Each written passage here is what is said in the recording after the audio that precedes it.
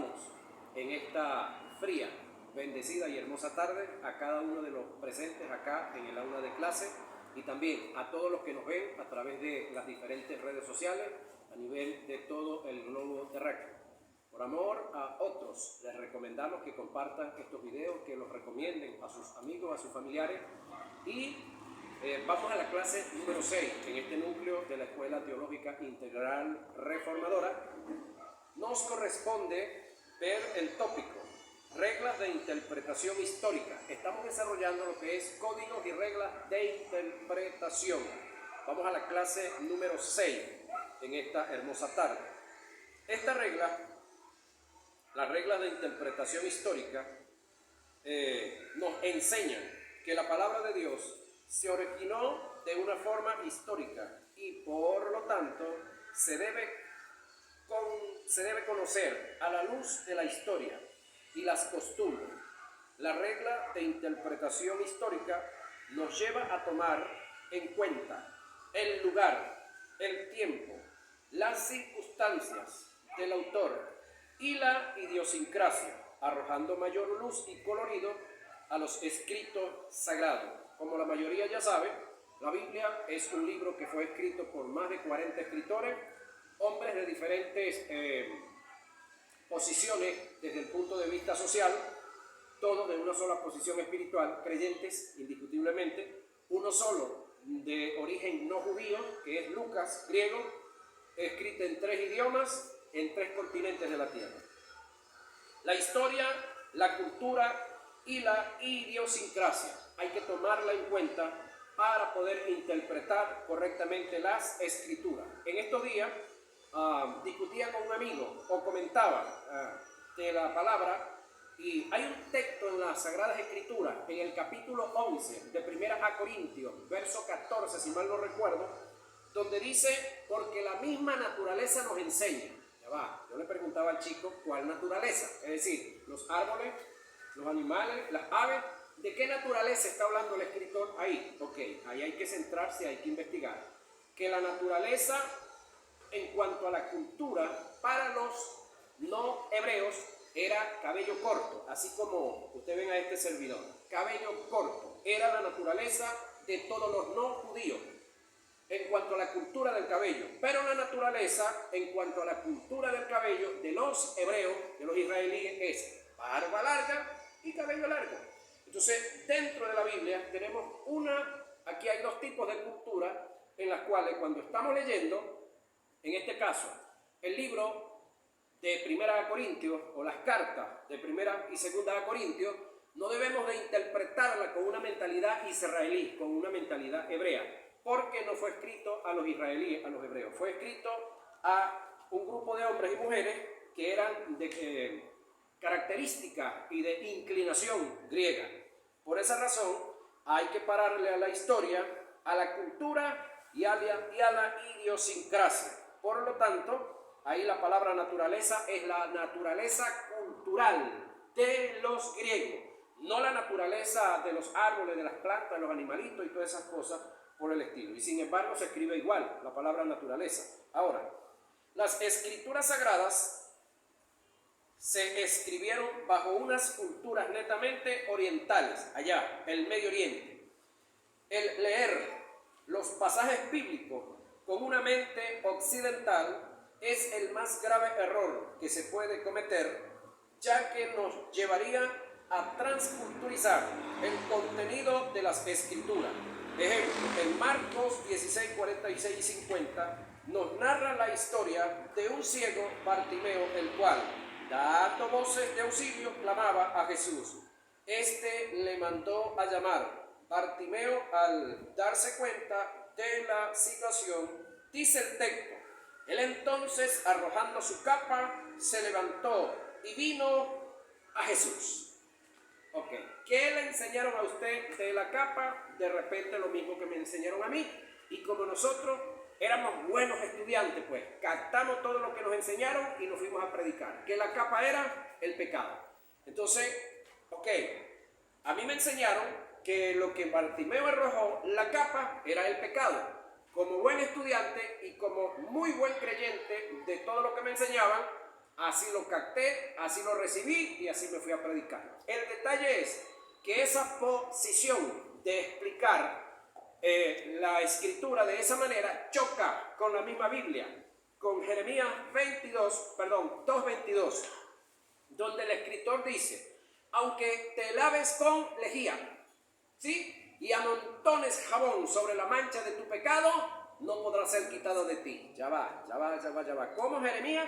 Que aunque te laves con lejía y amontones jabón sobre la mancha de tu pecado, no podrá ser quitado de ti. Ya va, pero ¿por qué al ciego Bartimeo le fue tan fácil agarrar el pecado y botarlo? Pues parece que hay algo que no está bien claro, ¿no? Ahora, si fuera tan fácil, así como nos enseñaron esa parte de Bartimeo, que uno puede agarrar el pecado y botarlo, entonces ¿para qué necesitamos a Jesús? Cada quien agarra el pecado y lo bota y ya, sin Cristo salimos del pecado. ¿Vio el detallazo que hay ahí? Ok, vamos a ver entonces cuál es la capa. Si analizamos detenidamente el pasaje desde el punto de vista histórico y cultural, nos daremos cuenta que la capa encierra un significado muy importante que le da mayor luz y sustancia al pasaje. En el tiempo de Jesús, no todo el mundo podía mendigar. Era necesario tener una permisología o patente de comercio, es decir, una autorización por parte del gobierno. Esta patente o permisología era identificada con una capa que era propiedad del gobierno y que a su vez le ayudaba a protegerse del sol fuerte de día y del frío de la noche. El simple hecho de que Bartimeo haya arrojado la capa era un acto de fe impresionante en la que el hombre se estaba moviendo. Él estaba seguro de que no iba a necesitar más de esa patente o permisología, porque el maestro lo iba a sanar. Y una vez que él fuera sanado por el maestro, no podía mendigar, porque ninguna persona que tenía todas sus extremidades completas e incluso la vista buena no podía mendigar.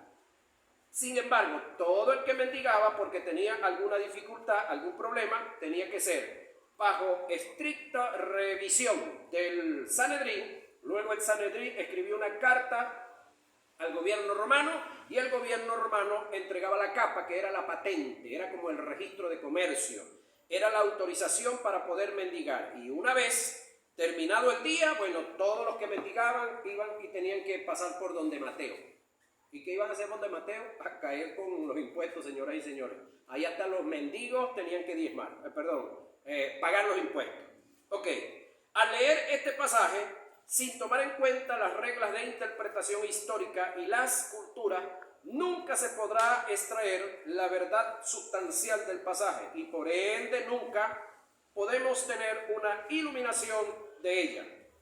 Regla de interpretación del redactor, el emisor, el receptor, la comunicación, la causa de la comunicación. Cuando leemos las escrituras sagradas sin tomar en cuenta estas reglas, se corre el gran riesgo de darle por entero una mala interpretación y exposición a lo que se lee. Analicemos un pasaje para estudiar cada una de ellas por separada. Cuando Jesús salió del templo y se iba, se le acercaron sus discípulos para mostrarle los edificios del templo. Respondiendo él, les dijo: ¿veis todo esto? De cierto os digo que no quedará aquí piedra sobre piedra que no sea derribada. Y estando él sentado en el monte de los Olivos, los discípulos Pedro, Jacobo, Juan y Andrés, ¿quién lo dice? Marcos 13:3, se le acercaron aparte diciendo: dinos cuándo serán estas cosas y qué señales habrá de tu venida y del fin del siglo. Respondiendo Jesús le dijo, ¿qué fue lo que le dijo? Mateo 24, todo el capítulo, y Mateo 25, todo el capítulo. Ahora, Mateo 24 y Mateo 25 es el resultado de tres preguntas que le hicieron a Jesús. ¿Sí? Ahora, la primera pregunta tiene que ver con lo que él había dicho del templo. El detalle que ellos le muestran el templo y no inmediatamente Jesús respondió, porque el texto dice que pasado que ellos se le acercaron a él en el monte de los Olivos, estando sentado, ¿sí? Y estando él sentado en el monte de los Olivos. Ya va, el monte de los Olivos, ¿el templo está en el monte de los Olivos?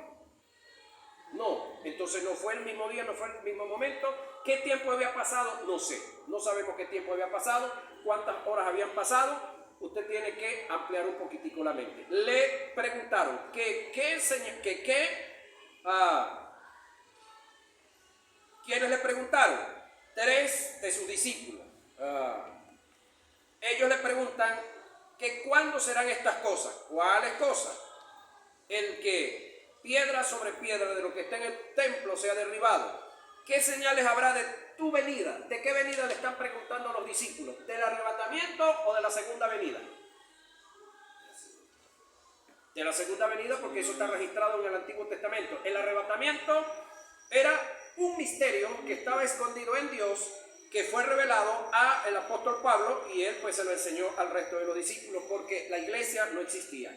Le está hablando de la segunda, le están preguntando de la segunda venida y del fin del siglo. Entonces Jesús sobre el templo le dice que no quedará piedra sobre piedra que no sea derribada, lo cual sucedió en el año 70 después de Cristo sucedió. Es decir, Israel fue rodeada por 3 años, hasta que fue ahorcada, fue saqueado todo, y esa palabra o esa profecía se cumplió. Ahora, tenemos que estar pendiente acá. No es escatología el tema de hoy, eso lo vamos a ver más adelante. Sin embargo, son unos tics. Ahora, tenemos que estar, cuando vamos a leer o cuando estemos leyendo el texto sagrado, la Biblia, debemos de estar pendientes. ¿Quién fue el redactor? En este caso es Mateo, el que redactó, el que escribió, el cronista, pudiéramos decir también. El emisor, en este caso Jesús, ¿sí? Y los discípulos. ¿Por qué Jesús y los discípulos? Porque aquí hubo un intercambio de palabras, hubo una interlocución. El receptor, los discípulos y Jesús, porque Jesús oyó y los discípulos también oyeron. Ambos juegan el mismo papel. La comunicación, todo el desarrollo de Mateo 24, incluyendo Mateo 25, aunque muchos no se han dado cuenta, yo les voy a demostrar que Mateo 24 y Mateo 25 es el mismo tema. No hay un corte sobre la hilación del pensamiento. Ahora, la causa de la comunicación, las preguntas que le hicieron los discípulos a Jesús. Reitero, cuando tomamos en cuenta estas reglas de interpretación, tales como el redactor, el emisor, el receptor, la comunicación, la causa de la comunicación, tendremos mayor percepción y entendimiento de lo que está escrito por recopilación del escribiente. Bajo estos principios entenderemos que nada en lo absoluto de lo que está escrito en Mateo 24 tiene relación con la iglesia. Nada de lo que está escrito en Mateo 24 y Mateo 25 guarda relación con la iglesia. Pastor, usted está diciendo que Mateo 24 y Mateo 25 no se le debe leer a la iglesia, no se le debe predicar a la iglesia. Yo no estoy diciendo eso. Yo estoy diciendo que estos temas de estos 2 capítulos no guardan relación con la iglesia. No dejan de tener verdades y una gran enseñanza para la iglesia, pero el tema que se desarrolla aquí tiene que ver con Israel, tiene que ver con las naciones, con los gentiles, con los no convertidos, tiene que ver con el periodo de la gran tribulación y más allá. Definición de cada una de estas reglas. Redactor, según el pasaje que acabamos de presentar, el redactor, como el escribiente o cronista, es Mateo, pero debemos tomar en cuenta que se corre la posibilidad de que el redactor haga registro de las cosas tales como él las percibió. Oído, tales como él las percibió y no como deben ser.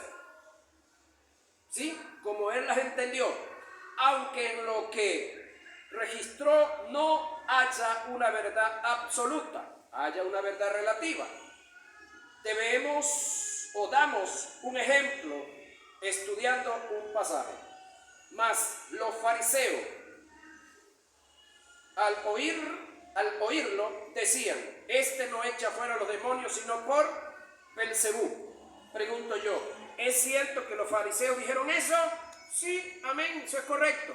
Pero ¿es cierto que Jesús echaba fuera los demonios por Belcebú? No. Ajá. Entonces, es cierto que ellos dijeron eso. Sencillamente Mateo escribió: príncipe de los demonios. Y conociendo Jesús sus pensamientos, le dijo: todo reino dividido contra sí mismo es asolado, y toda ciudad o casa dividida contra sí misma no se mantendrá en pie. Vamos a seguir viendo y oyendo. Y le acechaban los escribas y los fariseos para ver si en el día de reposo los sanaría, a fin de hallar de qué acusarle. Mas él conocía los pensamientos de ellos y dijo al hombre que tenía la mano seca: levántate y ponte en medio.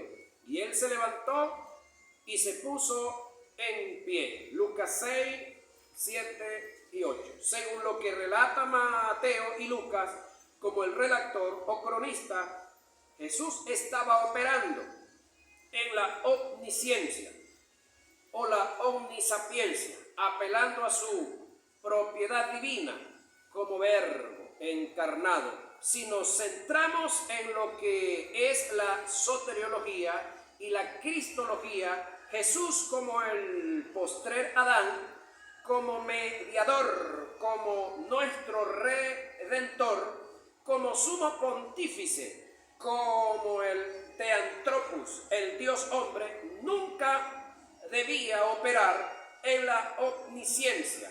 Él tenía que llevar a cabo la obra de regeneración como hombre y no como Dios, por la razón que fue a un hombre al que el diablo venció. Tenía que ser un hombre el que venciera al diablo.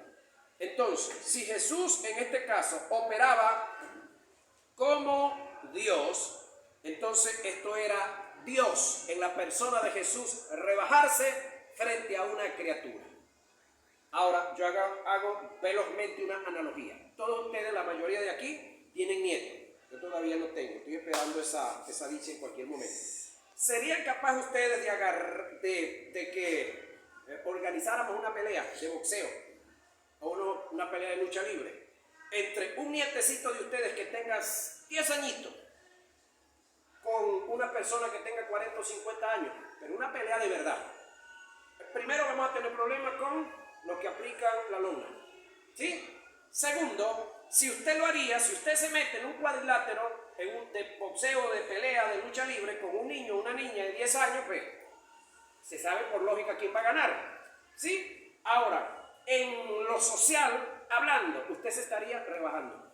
Pregunto, ¿usted cree que Dios, el creador, se va a rebajar con una criatura como el diablo?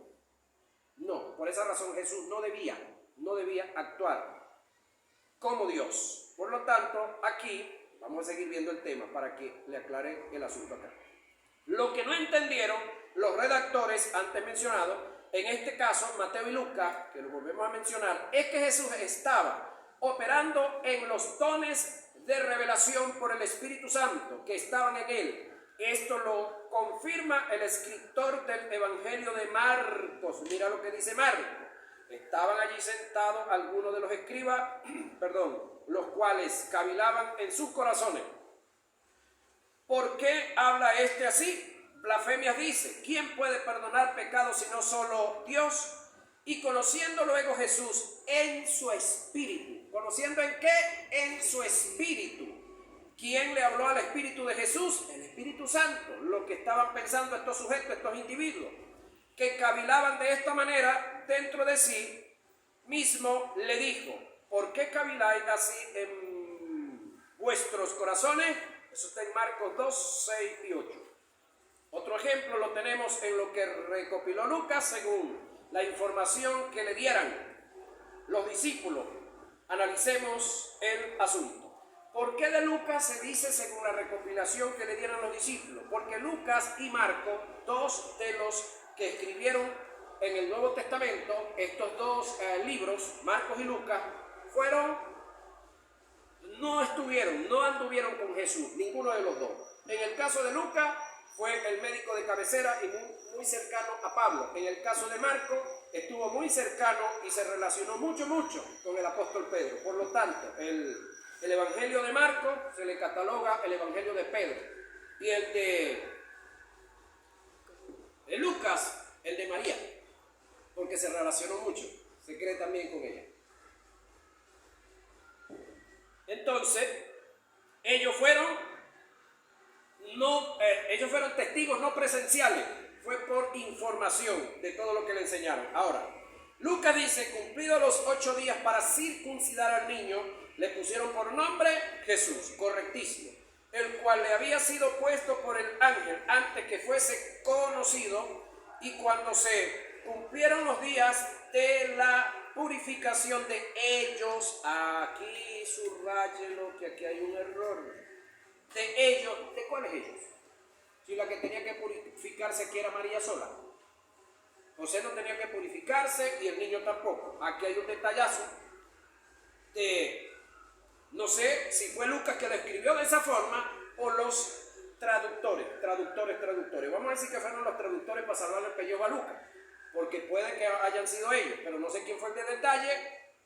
Pero según lo que vamos a leer más adelante, la única que tenía que purificarse, ¿quién era? María. Conforme a la ley de Moisés, trajeron a Jerusalén para presentarle al Señor como está escrito en la ley del Señor. Todo varón que abriera la matriz será llamado santo al Señor. Lucas 2, 21 y 23. Creo que en la guía suya le aparece 13. Hay que corregir eso ahí. En relación a esta redacción o recopilación que hace Lucas, está presentando es lo establecido por Dios en la dispensación de la ley. El padre del niño, no la madre, se presentaba ante el gran sumo sacerdote y le entregaba al niño como propiedad de Dios. Luego el padre tomaba 5 siclos de plata y se los entregaba al sacerdote o al gran sumo sacerdote en señal de redención. Bajo este ritual, el niño pasaba a ser propiedad de la familia por haber sido comprado por precio de plata. ¿Eso está dónde? Éxodo 13:2 y número 18, 15 y 16. Por otro lado, el relato que presenta Lucas en el capítulo 2, verso 22 al 24, es el cumplimiento de Levítico 12, 6 y 8, donde la mujer, después de haber cumplido los 40 días de su purificación, en caso de que sea un niño, si es niña son 80 días, traería un cordero de 1 año. En el caso de ser familia de escasos recursos, traería 2 tortolas o 2 palominos. Todo esto se hacía por causa de la mujer, mas no por causa del niño. No se sabe el por qué Lucas utiliza el plural en su relato cuando trata de la expiación de la mujer. Recuerde, expiación, ya que dicho rito se llamaba expiación, no redención. Sin embargo, la redención se hacía con el niño solamente. Se hacía ¿a los cuántos días? A los 30. La mujer tenía que estar en la casa ¿cuántos días? 40. Por lo tanto, ella no estaba el día que el niño era redimido. Tenía que estar su papá. En el caso de que el papá no existiera, hubiese muerto por alguna circunstancia, tenía que venir el abuelo o algún hermano de la chica, algún tío del niño. No podía ser una mujer. Ese es el otro detalle. El acto de la expiación se daba en la mujer después de 40 días. La circuncisión se daba en el niño al 8º día y la retención del primogénito se daba a los 30 días del nacimiento. Número 18, 16, por lo que da a entender que la madre no participaba en dicha ceremonia. La expiación y la redención no se daban el mismo día en el relato bíblico que presenta Lucas la expiación de la madre o de la mujer y la redención del niño se dieron el mismo tiempo o al mismo tiempo, caso que es totalmente contradictorio. El pastor, ¿y si hicieron ¿cómo dice por ahí? Una excepción? No, eso no existía. Es cierto que Lucas presenta un posible acto de redención, el cual no se llevó a cabo, ya que no está plenamente registrado, ni siquiera se hace mención, escuche lo que viene, de los 5 ciclos de plata como ofrenda para la redención. En el caso del niño, Jesús como el unigénito de Dios y el primogénito de María, no podía pasar por el acto de redención. Jesús no podía ser redimido o comprado. Es cierto que Lucas presenta un posible acto de redención, el cual no se llevó a cabo, ya que no está plenamente registrado, ni siquiera se hace mención de los 5 ciclos de plata como ofrenda para la redención. Jesús como el unigénito de Dios y el primogénito de María no podía pasar por el acto de redención. La Biblia no presenta en ninguna parte que Jesús en su niñez haya pasado por el ritual de la redención. Esto se debe a que si Jesús hubiese sido redimido o comprado, hubiera dejado de ser propiedad de Dios y por consiguiente no podría ser presentado a Dios en sacrificio. En el caso de Jesús se cumplió la ley a la perfección, porque en vez de ser redimido fue sacrificado en ofrenda a Jehová. El único primogénito del hombre que fue sacrificado a Dios fue Jesús, su propio hijo, y que fue aceptado. En el caso de todos los primogénitos que eran presentados al sumo sacerdote, eran regresados. El primogénito de la burra era redimido, el primogénito de la camella era redimido, pero en el caso de los primogénitos de ganado, de cabra y de oveja, quedaban en el templo para ser criados allá y luego ser sacrificados. Eran propiedad de Dios. En el caso de Jesús, aunque siguió siendo propiedad de Dios porque no fue redimido, no fue comprado, no quedó en el templo. Pero después, cuando creció, se hizo grande, bueno, fue traído al templo, fue juzgado y fue sacrificado también. En el caso de Lucas, como redactor y cronista, está totalmente desfasado en este punto, aclaro, de las verdades absolutas de Dios. En lo que el escritor presenta hay contradicciones, de modo que no es confiable, reitero, en este punto. Su redacción, por igual, hay muchas cosas escritas en la Biblia que los hombres escribieron porque así lo entendieron, pero en la verdad del asunto no es absoluto lo que presentan. Este punto lo entenderemos con mayor precisión cuando tratemos los tipos de inspiración como principios de interpretación, que son teoneusto y fenómeno, que los vamos a ver al final. Emisor: persona que emite o produce el mensaje en el acto de la comunicación, sea en dichos o por escrito. En sentido más estricto, el emisor es aquel o es aquella fuente que genera mensaje o que produce una base de datos. Nunca se debe emitir un juicio sobre una información que emite un emisor si se desconoce su procedencia. Doy un ejemplo para mayor comprensión. Un hijo le escribe una carta a su madre y le expresa lo siguiente: madre, tú eres una rata. ¿Qué creen ustedes que sonó eso? Chévere, ¿verdad? Madre, le dice el hijo a la madre, tú eres una rata. A ciencia cierta, por encima de la carta hay una...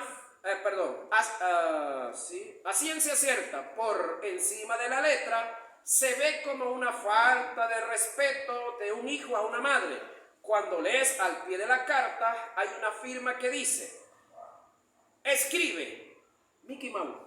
¿Quién es la mamá de Mickey Mouse? Bueno, entonces, ¿por qué estaban pensando mal? Ok. Y si dijera, madre, tú eres una perra. Alguna carta que usted ve y le dice, madre, tú eres una perra. Y al final de la carta dice, escribe, ¿cómo llama el de la perra? Scooby-Doo. ¿Quién es la mamá de Scooby-Doo? Bueno. Conociendo el mensaje que en este caso, que es Mickey Mouse, el escritor, o Scooby-Doo, es razonable y aceptable. A veces hacemos juicio predeterminado a la locura sin analizar quién escribe, a quién se le escribe. Analicemos de nuevo el pasaje para mejor comprensión. Cuando Jesús salió del templo y se iba, se le acercaron sus discípulos para mostrarle los edificios del templo. Respondiendo, él les dijo, ¿ven todo esto? De cierto os digo que no quedará aquí piedra sobre piedra que no sea derribada. Profecía que Jesús está hablando. Y estando él sentado, ¿hace cuánto tiempo? No sé. En el monte de los olivos, los discípulos, Pedro, Jacobo, Juan y Andrés, 3, se le acercaron. ¿Quién lo dice? Marcos 13:3, se le acercaron y le hicieron una pregunta aparte, diciendo, dinos cuándo serán estas cosas y qué señales habrá de tu venida y del fin del siglo. ¿Cuántas preguntas hay ahí? 3. Respondiendo Jesús les dijo, ¿qué fue lo que le dijo? Mateo 24 y Mateo 25. Según lo que escribió Mateo como el redactor y emisor, en parte es Jesús y en parte los discípulos, ya que hay un diálogo presentado en la escena y no un monólogo. Receptor. En teoría de la comunicación es el agente, persona o equipo que recibe el mensaje, señal o código que se dan en una comunicación, emitidos por un emisor, transmisor o enunciante. Es el destinatario que recibe la información suficiente. En el caso del mensaje presentado se cumple un principio recíproco, en parte el redactor es Jesús y en parte los discípulos, ya que hay un diálogo presentado en la escena y no un monólogo. El receptor realiza un proceso inverso al del emisor, ya que descifra e interpreta los signos utilizados por el emisor, es decir, decodifica el mensaje que recibe del emisor.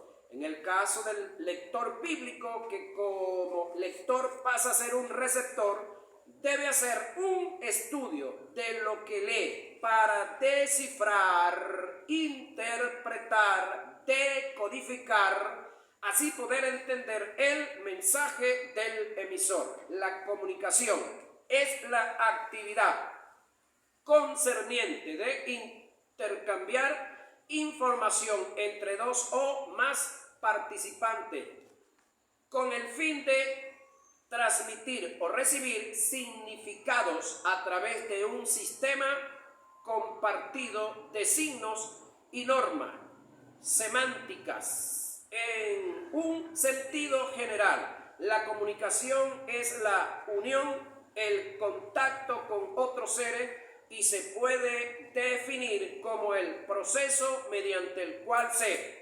transmite una información de un punto a otro. En el pasaje que presentamos como ejemplo, según lo que exhibe Mateo, la comunicación está desarrollada en los pasajes 24 y 25. Estos dos capítulos tienen un solo pensamiento, por ende, un solo mensaje. Para hacer estudio del capítulo 24 de Mateo hay que tomar en cuenta el registro del capítulo 25 e viceversa. Son dos capítulos que no se deben divorciar para analizar.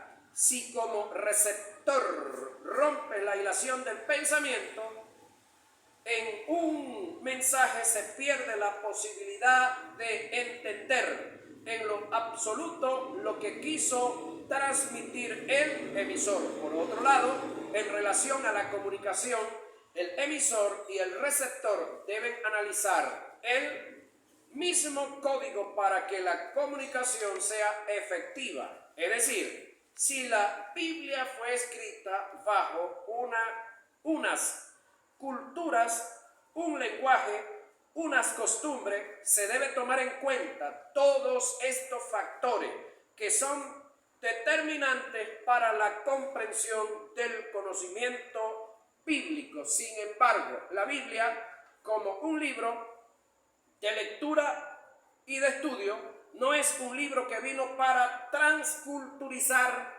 a nadie. No es un libro para traer transculturización a nadie, sino que es un libro que se lee para entender lo que ahí está registrado, está escrito para nosotros. Ahora, la causa de la comunicación. Cuando hacemos referencia a la causa, estamos tratando qué fue lo que motivó al emisor a desarrollar en una comunicación. ¿Sí? Entonces ahí es donde usted y yo debemos de percatarnos, analizar con serenidad cuál es la causa de la comunicación. Ahí hacemos referencia a cuando hacemos referencia a la causa, estamos tratando qué fue lo que motivó al emisor a desarrollar una comunicación. En el caso presentado en Mateo 24 y Mateo 25, fueron la pregunta que le hicieron los discípulos a Jesús en relación a la destrucción del templo y su venida para el establecimiento del reino. Analicemos el pasaje, es decir, esto no tiene nada que ver con el arrebatamiento. Como no tiene nada que ver con el arrebatamiento, nuestra vida como iglesia llega hasta el arrebatamiento. No tiene nada que ver con la segunda venida, como personas vivientes acá en la tierra, como seres, como creyentes de la tierra. Sí tiene que ver con nosotros, o nosotros tenemos que ver con la segunda venida, pero en que vamos a venir con Él a la tierra. No que vamos a esperarlo aquí en la tierra. Ahora, cuando Jesús salió del templo y se le acercaron sus discípulos para mostrarle los edificios del templo. Respondiendo, Él les dijo: ¿veis todo esto? De cierto os digo que no quedará aquí piedra sobre piedra que no sea derribada. Y estando él sentado en el monte de los olivos, los discípulos, Pedro, Jacobo y Juan y Andrés, ¿quién lo dice? Marcos 13, se le acercaron aparte diciendo: dinos cuándo serán estas cosas y qué señales habrá de tu venida y del fin del siglo. Respondiendo Jesús, ¿a qué respondió Jesús? A las preguntas que le hicieron los discípulos. ¿Qué respondió Jesús? Para saber hay que leer todo el contenido de lo que está escrito en Mateo 24 y Mateo 25, haciendo un análisis de lo que es la comunicación y la causa de la comunicación según lo que está escrito en el capítulo 24 y 25 de Mateo. Nada tiene que ver con la iglesia, ya que los discípulos no le preguntaron a Jesús nada que tenga relación con la iglesia. Si esto es una verdad absoluta, nada de lo que está escrito en estos capítulos de Mateo se le puede atribuir a la iglesia. Cuando los discípulos le hicieron las preguntas a Jesús, no existía la iglesia. Todo el pensamiento desarrollado en Mateo 24 y Mateo 25 tiene que ver con el programa de Dios, con Israel y no con la iglesia. Reglas de interpretación de la ley de doble referencia. Estas reglas de interpretación nos enseñan que hubo circunstancias y acontecimientos los cuales tuvieron sus cumplimientos en el aspecto literal y otras fueron escritas desde un punto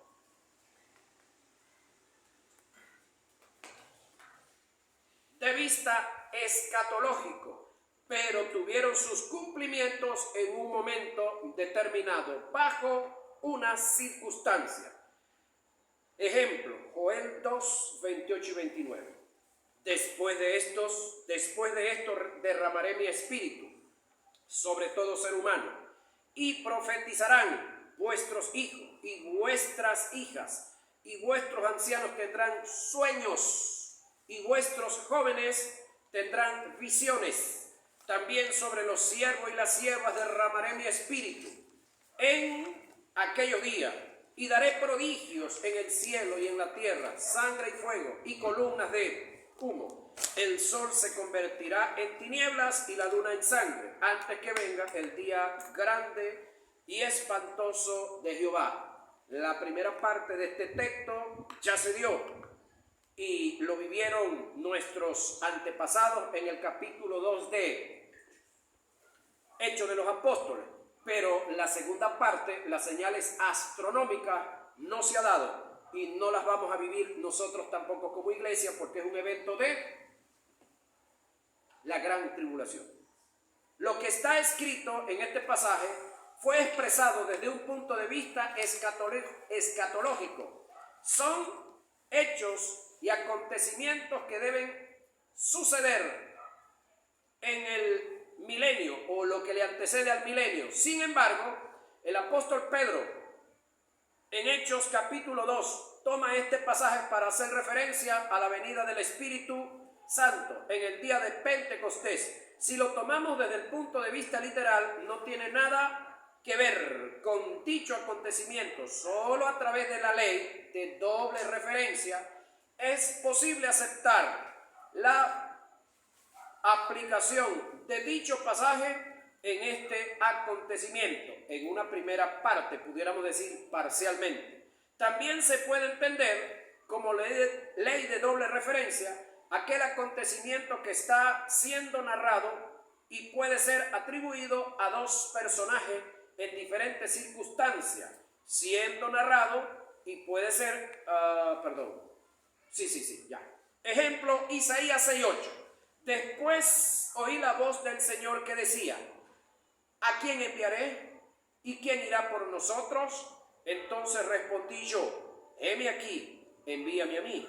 Sabemos por el pasaje, tomando en cuenta el contexto y la hilación del pensamiento, que quien hace la interrogante es Dios y quien responde a dicha pregunta es Isaías. Sin embargo, según la ley de doble referencia, por causa del pacto de regeneración, se puede aceptar que quien hizo la pregunta es Jehová y quien contesta es el Verbo. Regla de interpretación de las verdades circunstanciales y trascendentales. Y también debo de hablar un poquitico sobre las verdades posicionales y las verdades posesionales. Y quiero cerrar esta parte con lo que es las verdades posicionales y posesionales para luego ir a estas dos reglas. ¿Qué es una verdad posicional? Es aquello que ya en el mundo espiritual se logró. Lo que Isaías en el capítulo 53, versos 3 y 4 dice: molido él fue por nuestros pecados, el castigo de nuestra paz fue sobre él, y por sus llagas fuimos nosotros curados. Eso es una verdad posicional. Es decir, Isaías, 750 años antes de Cristo, profetizó y habló sobre Cristo y habló sobre la sanidad. Es decir, Isaías dice que por sus llagas fuimos, tiempo pasado, nosotros curados. Eso que fuimos curados, bueno, sencillamente lo que le dio derecho a la enfermedad fue el pecado. Y como el pecado, según 1 de Juan 3:8, el pecado fue pulverizado, aniquilado, extirpado, desramificado, triturado, aniquilado. Entonces, una vez que el pecado es destruido, entonces la enfermedad no tiene poder, no tiene potestad sobre la vida, sobre el cuerpo humano. Cada hombre y cada mujer que es libre de el pecado, también posicionalmente es libre de la enfermedad y libre de todas las consecuencias del pecado. Ahora, esa es una verdad posicional. ¿Cómo hacemos para hacerla posesional? Uno, debemos de conocer, leer el texto, aceptarlo, confesarlo y actuar en él. Y por la fe podemos apropiarnos de esa verdad que en el mundo espiritual ya es una realidad, pero que en el mundo físico, en el mundo real, en muchas personas no lo es. Es decir, nosotros somos libres del pecado. Amén. Amén. Si somos libres del pecado, no somos pecadores. Y si somos libres del pecado, entonces también debiéramos ser libres de todo tipo de enfermedad. Que hay cosas que pasan en nuestro cuerpo que no es enfermedad, como el que yo use estos pequeños lentes para leer, para poder leer, eso no es enfermedad, eso se llama desgaste físico. Por causa del tiempo, por causa del uso, a veces por el abuso, también de mucho ver las pantallas de televisión, actualmente de los celulares, pero tenemos personas que nunca han tenido celulares y tienen que usar lentes, desgaste físico. Y a veces también por causa de la mala alimentación o la alimentación no adecuada. Entonces, así también suele suceder en la vida de muchas personas. Es decir, hay una gran cantidad de padecimientos que están dentro del mundo de los cristianos y que no es que el diablo los enfermó. Son efectos y causas. O causas de haber exceso de trabajo, falta de trabajo, mucho estranocho, la mucha bebedera cuando sea inconverso,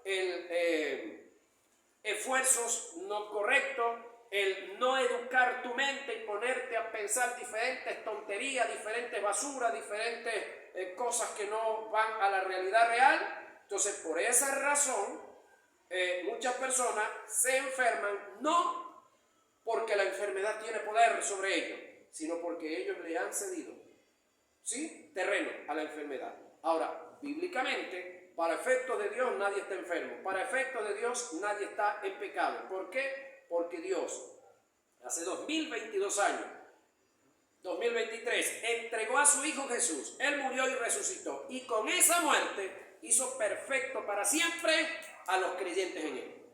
Bendiciones, nos vemos en la próxima clase.